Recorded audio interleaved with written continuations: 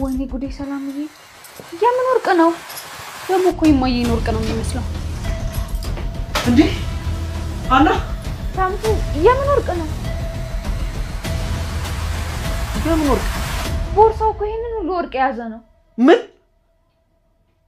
ቦርሳውን ከፈታችሁት እንዴ ሃንዬ ይሄ ማን ነው ታምቹ ይባላል ቦርሳው እኮ እሱ ነው ምን በጣም እርግጠኛ ነኝ አንተ የርግብ ፍቅረኛ ነህ አይደል እንዴ ሰላምዬ ምን ይያልሽ ነው አዎ እኛ ቤት መጥቶ በደንብ አይቼዋለሁ ታምቹ ቦርሳው ይርግብ ነው እንዴ እኔ መታችሁ ይቅርታ ጠይቁኛላችሁ ስል ጭራሽ የተሳሳቃችሁ ትበሉልኛላችሁ እንዴ ማይ እንድንለምንሽ ነበር እንዴ ተቆጥተሽ ወደዚህ የገባሽው የእናንተን ሐሳብ እኮ ሳልረዳ ቀርቻ አይደለም እና ታዲያ ለምን ተቆጣሽ እንዴ አነጋገራችሁ ነው እንደ እናት ሳይሆን እኮ ህፃን ልጅ እንደምትቆጡ ነው የምታነጋግሩ በጣም ይቅርታ ማይ እኛ እኮ ልናስቀይምሽ ፈልገን አልነበረም የእናንተ ሳይንስ ሃና ሂጄ እናቴ ልጥራ ስትል እምቢ አላላችኋት ይሄንንም ሰምተሻል እኔ እኮ በር ላይ ቆሜ ነበር መታችሁ እንድትለምኑ ይስጠብቃችሁ የነበረው ወይኔ ማይ በቃ ቁርስ ላምጣልሽና ከኔ ጋር እንበላለን ደሩሽ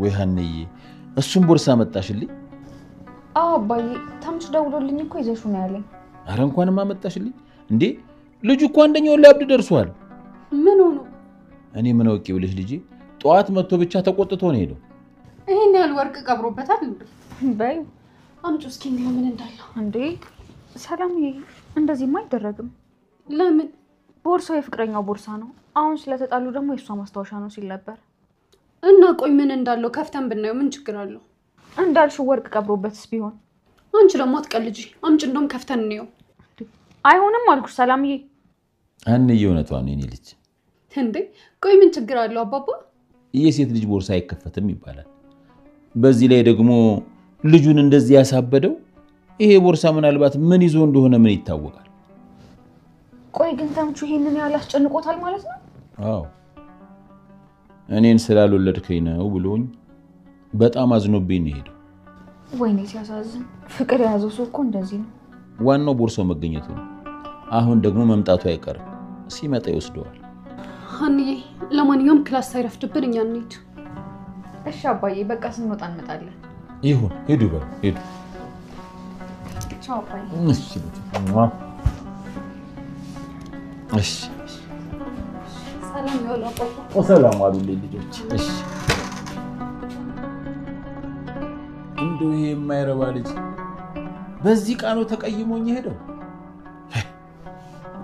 እነዚህ ልጆች በሆነ ባልሆነ በመጨረሻም የወይዘሮ ሜላት ወርቅ ሰላም እጅጋ ገባ ሃና ቤት ተቀምጦ የነበረው የተምቹ ቦርሳ ጉዳ መጣ ቦርሳውን እንግዲህ በባለፈው ክፍል የሃንቹ አባት ሃና ስትናፍቃቸው ወደ ሃና እናት ቤት በመሄድ ሃንቹ ቦርሳውን ረስተው ነበረ እና ላምጣላት ብዬ መጣው በማለት ከወይዘሮ ሜላት ጋር ሲጫወቱ ቆይተው ወደ ቤታቸው መመለሳቸውን ሁላችንም እናስታውሳለን ነገር ግን እዛ ቪዲዮ ላይ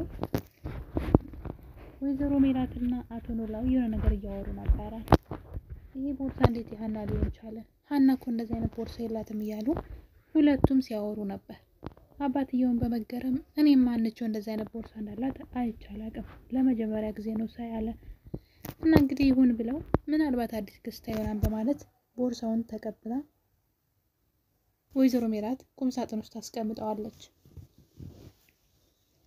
ያ ቦርሳ እዛው እንደተቀመጠ በቀጣይ ቀን ወይዘሮ ሜላት ቦርሳውን ለመክፈት ከቁም ሳጥን አውጥታ ልክ ቦርሳውን ለመክፈት እንደሞከረች አቶ መስፍን ይመጣና ወደ ሳሎን እንድትመጣ ይጠራታል ወይዘሮ ሜላትን ቦርሳውን መልሳ አስቀምጣ ወጣ ትሄዳለች ታምቹ ቦርሳውን ፍለጋ ወደና ሃና ቤት ይሄድና ሃና ቦርሳውን እንድትሰጠው ይጠይቃታል ተመልሰው ወደ እርግብ ሲሄድ እርግብ ቦርሳውን ይዘህ ካልመጣህ እኔ ጋር እንዳትመጣ በማለት ትጣላዋለች እሱ ደግሞ በእርግብ ፍቅር እየተብሰለሰለ ነው ያለው እሷም ማጣት አይፈልግም ስለ ቦርሳው ብዙም ባያውቅም ቦርሳውን ግን ማግኘት ፈልጎ ነበር አቶ ኖላዊ ለወይዘሮ ሜላት ከሰጣት በኋላ ስለ ቦርሳው ተረስቶ ነበር ከዛ ሃናን ሲጠይቃት ሃና ቤት ስታጣው ነገሩን ዝም ትላለች በመጨረሻ ግን ራሱ ተምቹ አቶ ኖላዊን ቦርሳ አይተህ ነበር ወይ እዚህ ቤት ከለሩ ቢጫ ነው ብለው ሲጠይቁት እኔ እኮ የሀና እየመስሎኝ ለእናቷ ወስጄ ሰጠዋት። እሷን አፍቃኝ እሷን ማየት ስለፈለኩኝ ወደዛ ስሄድ ቦርሳውንም ወስጄ ለእናቷ ሰጠዋት በማለት እንግዲህ መርዶ ያረደዋል። በእርግጥ ተምቹ ቦርሳ ውስጥ ምን እንዳለ የሚያውቀው ታሪክ የለም። ሁሉም ቦርሳውን ሊከፍቱት በጣም ይፈሩ ነበር፣ በጣም በሚገርም ሁኔታ ማለት ነው። አንዳንድ ጊዜ ከዚህ ቦርሳ ምን እንደተማርኩ ታውቃላችሁ? የምር እናንተ ሀቀኛ ሰዎች ከሆናችሁ ሀቃችሁ ዙሮ ዙሮ እራሳችሁ ጋር እንደሚመጣ በወይዘሮ ሜላት ወርቅ አይቻለሁ። ወርቁ እንግዲህ እርግብ ከዛ ቤት ይዛው ወጣ። እንዴት ዙሮ ወይዘሮ ሜላት ቤቷ ገብቶ ቁም ሳጥኗ ውስጥ ተቀምጦ ነበረ ወይ ገዛ ወርቋ። እሷ ራሷ ቦርሳውን ከፍታ ለማየት ደጋግማ ሞክራ ነበረ። ነገር ግን ከፍታ ማየት በጭራሽ አልቻለችም። በድጋሚ ከቤቷ ወጣ። ለሁለተኛ ጊዜ ተመልሶ የመጣው ወርቅ ከቤቷ ወጣ። ነገር ግን የእሷ ሀቅ የእውነት ገንዘቧ ስለሆነ ማለት አልሄደም እና በጣም ነው የተገረምኩትኝ። እና እንግዲህ በዚህ ሁኔታ ውስጥ ያሉ ተምቹ አቶ ኖላዊ ለተምቹ እንደዛ ካለው በኋላ ሀና ከደውሎ ቦርሳው እዛ እንዳለና እንድታመጣለት ይጠይቃታል። ሀና ስለ ተምቹና ስለ እርግብ የምታውቀው ታሪክ የለም። እና እንግዲህ በዚህ መሀል ሰላምዬና ሀና የተምቹን ቦርሳ ይዘው መጥተው ቤት ያስቀምጡታል። እና እንግዲህ ተምቹም መጥቶ ቦርሳው እዛ ቤት እንደተቀመጠ ማለት ሰጥተውታል። አቶ ኖላዊ ይሄ ሁሉ ቦርሳ ነው ውሰድ፣ ለተናገርኩ ነገር ሁሉ ይቅርታ ብለው ቦርሳውን አሳይተውታል። ነገር ግን ተምቹ በድጋሚ ቦርሳውን ረስቶት ከቤት ወጥቶ ይሄዳል። እንግዲህ በዚህ መሀል ነበረ ሰላምዬና ሀንቾ ትምህርት ቤት ቆይተው ወደ ሀና ቤት ይመጣሉ፣ ወደ አባቷ ቤት ማለት ነው። እና እንግዲህ ሀንቾ ያችን የምትጣፍጥ ሽሮዋን እየሰራች ከሰላምዬ ጋር ምሳሌ በሉ። ሰላምዬ እስከዛ ጋደም ልበል ብላ ትተኛለች። እና ለምን ሽሮ አይደርስም እያለች እያለ ትንሽ ልተኛ ብላ ያንን ቦርሳ ተንተርሰው ትተኛለች ሰላም። በነገራችን ላይ ሰላም በተደጋጋሚ ይሄን ቦርሳ ከፍቼ ካላየው ስትላት፣ ሀና ደግሞ የሰው ገንዘብ ነው እንዳትከፍቺ፣ አባትየውም ሳይቀሩ የሴት ቦርሳ ደግሞ ብዙ ጣጣ ያጣውም እንዳትከፍቱ ብለው ሁሉም ናቸው እጃቸውን የያዛቸው ቦርሳው እንዳይከፍቱት ማለት ነው። እና እንግዲህ በዚህ መሀል ሰላም ተንተርሳው ተኝታ በጣም ይወጋታል።